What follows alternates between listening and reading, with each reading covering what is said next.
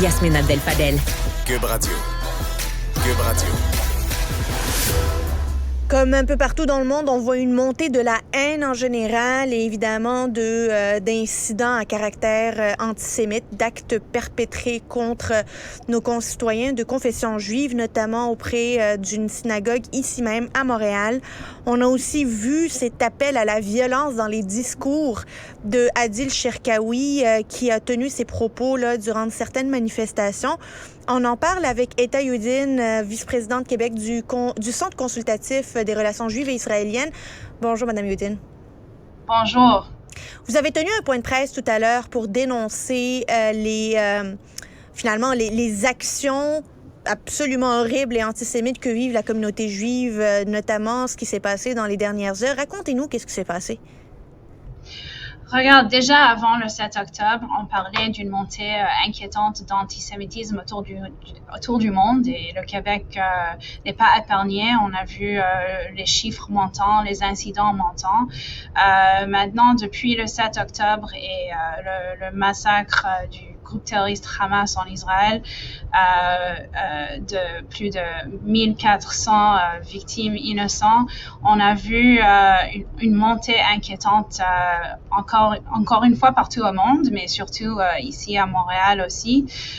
Et maintenant, hier soir, on a vu 2 institutions juives qui ont été le cible de cocktails Molotov. Alors, il y a une synagogue et puis un centre communautaire juif aussi qui a été attaqué par une cocktail Molotov. Quelle a été la réponse des services de police de la ville de Montréal? Parce que ce genre d'incident-là, on voulait pas les voir, mais on s'y attendait en même temps, là, puis on essayait de prendre des précautions pour le faire. Quelle a été la réponse de Fadi Daguerre?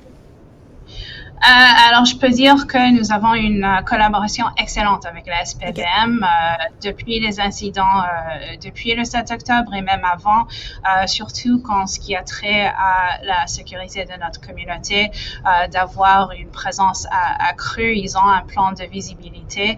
Maintenant, pour l'incident d'hier soir, ils sont là-dessus. Tous les incidents cette semaine, ils font une investigation et on a une excellente collaboration de leur part.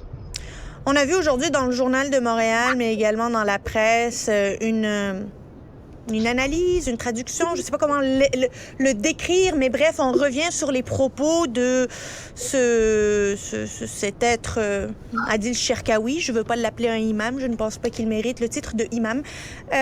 Cette personne qui appelle à la haine, qui appelle, encore une fois, plutôt que d'apaiser les esprits et les cœurs, on rajoute sur les braises de l'intolérance et de la haine. Comment vous réagissez à ces propos-là? C'est absolument choquant de voir ce genre de discours dans nos rues de Montréal.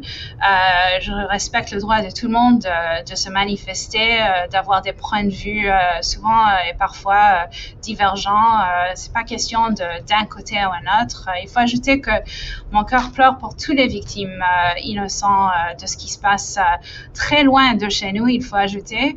Mais de voir que quelqu'un comme lui a été invité à faire un discours pendant ces manifs, c'est inquiétant, c'est choquant et c'est une des raisons qu'on a appelé cette conférence de presse aujourd'hui parce que c'est plus question d'un antisémitisme qui monte. Là, on parle de croiser la ligne. Il y a une ligne rouge et nous sommes en train de voir une braveur de ceux qui cherchent à fomenter la haine, à attaquer ou augmenter l'antisémitisme et les actes. Et là, c'est le moment de tout le monde. Et c'est pas seulement nos dirigeants politiques, mais c'est tout le monde de se tenir debout, de dire que la haine, l'antisémitisme, ces actes ne font pas partie de nos valeurs québécoises, ne sont pas bienvenus chez nous et dans nos rues. Non, il n'y a pas de place au Québec, au Canada. L'antisémitisme n'a pas de place. L'islamophobie n'a pas de place. Le racisme n'a pas de place. La haine n'a pas de place et de la violence n'a pas de place. Et lorsqu'on s'attaque à un Montréalais juif, on fait la même chose que lorsqu'on s'attaque à un musulman ou à un athée. On s'attaque à un Montréalais et on est tous, absolument tous concernés par ces attaques-là qu'il faut dénoncer et s'assurer que ça ne se répète pas. J'aimerais vous entendre sur ce réputé cardiologue de l'hôpital Pierre-Boucher qui a appelé également au grand nettoyage. C'est pas des propos plus élogieux, disons. Au grand nettoyage à Gaza, où il dit que par rapport aux Palestiniens, ils ont tous eu un lavage de cerveau et qu'il faut absolument tout raser. Comment vous réagissez à ces propos-là encore? C'est la première fois que je l'entends, mais je peux dire tout d'un coup, il y a aucun lavage, aucun acte d'incitation de violence qui est acceptable. Il faut comprendre que le 7 octobre, Israël et ses citoyens juifs, non-juifs, musulmans, chrétiens, bédouins, druzes ont été attaqués d'une manière sauvage et barbare. Et Israël est dans ses droits de défendre ses citoyens et assurer leur sécurité. Non, mais ça évidemment, Madame... Non, c'est ça. Je ne sais pas si vous l'avez vu, mais c'est dans le Journal de Montréal depuis ce matin. C'est un cardiologue de l'hôpital Pierre-Boucher qui a tenu ses propos sur Facebook où il appelle au nettoyage, au grand nettoyage. Je pense que ces discours de part et d'autre ne permettent pas de revenir à l'humanité de ce qu'on est tous et la défense de la vie de tous, ici ou ailleurs.